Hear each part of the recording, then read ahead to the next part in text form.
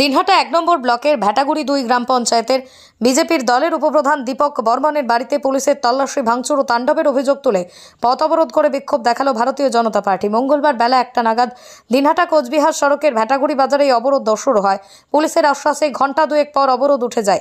এদিনের এই অবরোধে নেতৃত্ব দেন বিজেপির জেলা সম্পাদক সুশীল সরকার, ভ্যাটাগুড়ি ১ নম্বর গ্রাম পঞ্চায়েতের প্রাক্তন প্রধান বিজেপির নেতা রতন বর্মন, ভ্যাটাগুড়ি ২ নম্বর গ্রাম পঞ্চায়েতের উপপ্রধান দীপক বর্মন, মহিলা নেত্রী গীতা বর্মন প্রমুখ।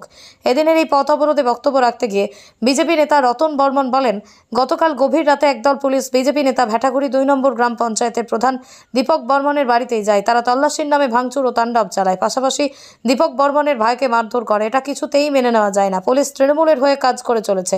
তারই প্রতিবাদে এদিনের এই পথ অবরোধ বিক্ষোভ চলছে। পুলিশের মদতে তৃণমূল এই ভ্যাটাগুড়ির শান্ত এলাকাকে অশান্ত করার চেষ্টা করছে। এদিন বেলা ১টা নাগাদ ভ্যাটাগুড়ি বাজারে পথ অবরোধ করে বিক্ষোভ শুরু হয়। ফলে দিনহাটা কোচবিহার সড়ক যানবাহন চলাচল ব্যাহত হয়।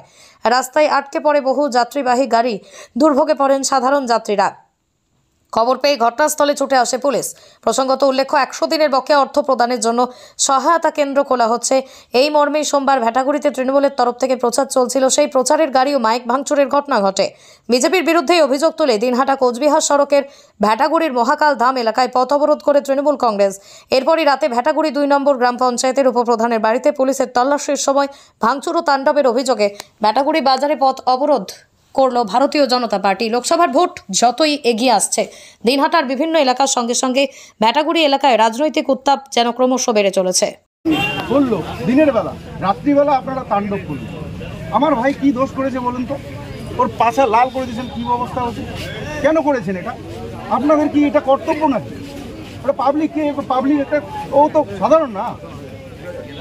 বিনা দোষে কেন মারা হবে না? সাহেব আছে বলবে বিনা দোষে ব্যবহার হচ্ছে বলুন।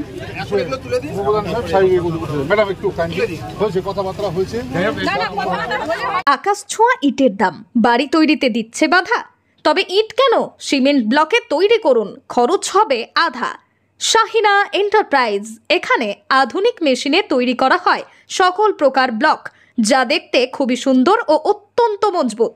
সুলভ মূল্যে ব্লক পেতে দ্রুত যোগাযোগ করুন 9844468001 অথবা 8436885659। Okhrabari, Shahina enterprise, Gitaldaha road. কালকে আমাদের ভ্যাটাগুড়ি ২ নং অঞ্চলের উপপ্রধান দীপক বর্মনের বাড়িতে পুলিশি হামলা এবং ঘর বাড়ি লুটতরাজ করা, এবং ওদের যে ওরা একটা, ওর ভাই দীপক বর্মনের ভাই একটা ডাক্তারি করে, সেই ডাক্তারির যে টাকা পয়সাগুলো ওই স্থগিতের মধ্যে ছিল, সমস্ত টাকা পয়সা নিয়ে চলে গেছে। এবং দীপক বর্মনের স্কুল সার্টিফিকেট থেকে শুরু করে MA সার্টিফিকেট সমস্ত কিছু তছনছ করেছে।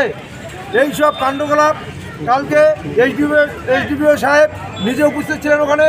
দীপক বর্মন আমাদেরকে বলল যে এসডিপিও সাহেব ছিলেন, এবং যেটা আমাদের কাছে খবর আছে যে পুলিশের সঙ্গে তৃণমূলেরও কিছু বাহিনী ছিল। এইটুকুই আমাদের বক্তব্য। এই জন্য আজকে আমাদের এই পথ অবরোধ, পুলিশের নির্যাতনের বিরুদ্ধে আমাদের আজকের এই পথ অবরোধ। কতক্ষণ চলবে? যতক্ষণ এটা শুরু হয়নি ততক্ষণ আমাদের পথ অবরোধ চলতেই থাকবে। অভিযোগ উঠছিল পুলিশের বিরুদ্ধে, অর্থাৎ সেই উপপ্রধান দীপক বর্মনের ভাইয়ের সাথে কথা বলবো। কি হয়েছিল গতকাল রাত্রে 2টার সময় পুলিশ গেছে, আমাকে ডাকছে যে সেবক ভোট ওষুধ দেওয়া লাগে, এইভাবে ডাকছে। আমি শুনিনি। তারপরে দরজার মধ্যে লাথি দিয়েছি। তখন আমি বলছে কে রে তোরা কী বাড়িতে হামলা, ওর ওষুধ দেওয়া লাগছে। উঠলাম, ওঠার পরে আমি বাথরুমে গেলাম, ওখানে আমাকে ধরে পুরো মার দিল। তা বললাম স্যার আমাকে কেন মারলেন, কী অন্যায় করছে? মানে এটা তো বরদাস্ত করা যাবে না। এই যে পুলিশ কি সন্ত্রাসবাদী? সন্ত্রাসবাদী টিএমসির নেতাগুলোকে পোশাক পরিয়ে আমাদের বাড়িতে নিয়ে এসে আমার ভাইকে এইভাবে মারা হয়েছে, প্লাস ছিনতাই করা হয়েছে। আমি ইউনিভার্সিটির কাগজপত্র লুটতরাজ করে নিয়ে গেছিলো আমাদের জমি জমার কাগজপত্র সব, এবং ঠাকুর আসন টেগন থেকে শুরু করে সম্পূর্ণ তছনছ করে দিয়েছে। আপনারা একটু আগে সেই ছবিগুলো কালেক্ট করেছেন, আপনারাই বলুন এবং আপনারাই বিবেচনা করুন যে এটা এসডিপিও সাহেব আমাদের এসসি এবং এখানকার রাজবংশী লোককে কিভাবে এরা গলা টিপে দাবিয়ে রাখার চেষ্টা করছে।